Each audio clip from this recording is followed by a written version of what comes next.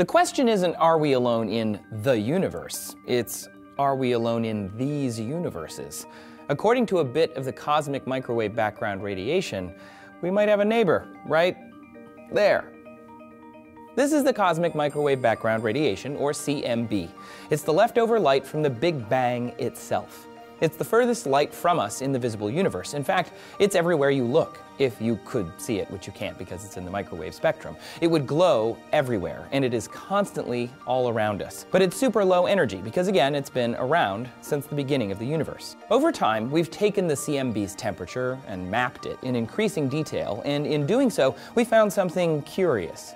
See, usually, the CMB is pretty uniform in temperature, about 2.73 Kelvin, only deviating a few microkelvin across the whole CMB, except in one place, the cold spot. For some reason, there, it skews colder than the average temperature by a few microkelvin.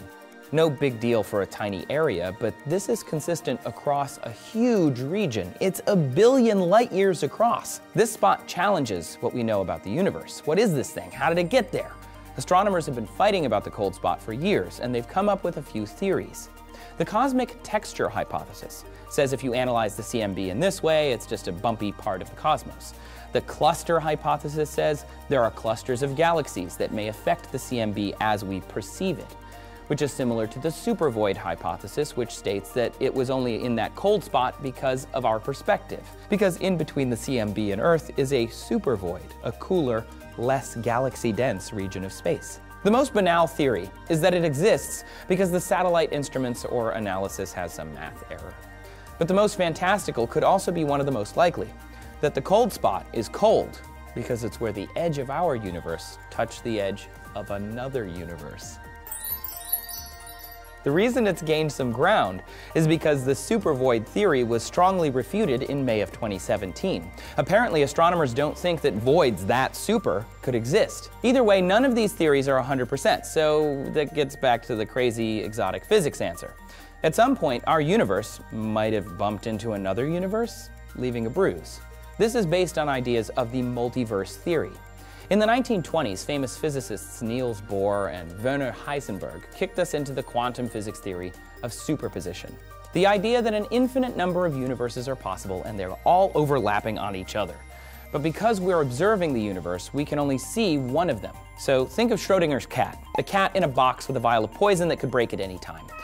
This thought experiment wouldn't be an issue because of superposition. There's no observer, so the cat is both alive and dead in two separate universes. This isn't a huge deal for quantum mechanics, but earth-shattering for regular physics in our observable universe. Obviously, I'm simplifying a lot here for the sake of time, but it's all very confusing. Suffice it to say the math does work. But if infinite universes are out there, how could one universe even physically touch another universe anyway? There are a lot of questions and there aren't really a lot of answers. Some people even say it's impossible to prove, while others say the whole thing is unprovable, period. And still others say it's just an unlikely natural event. If it's not a supervoid or a multiverse bruise, say physicists, then our assumptions of the universe based on our standard model of physics might just be off by a little bit. According to the newest study author, the craziest sounding of the exotic models for the explanation of the cold spot, the multiverse, is actually the most standard in terms of our current model of the universe.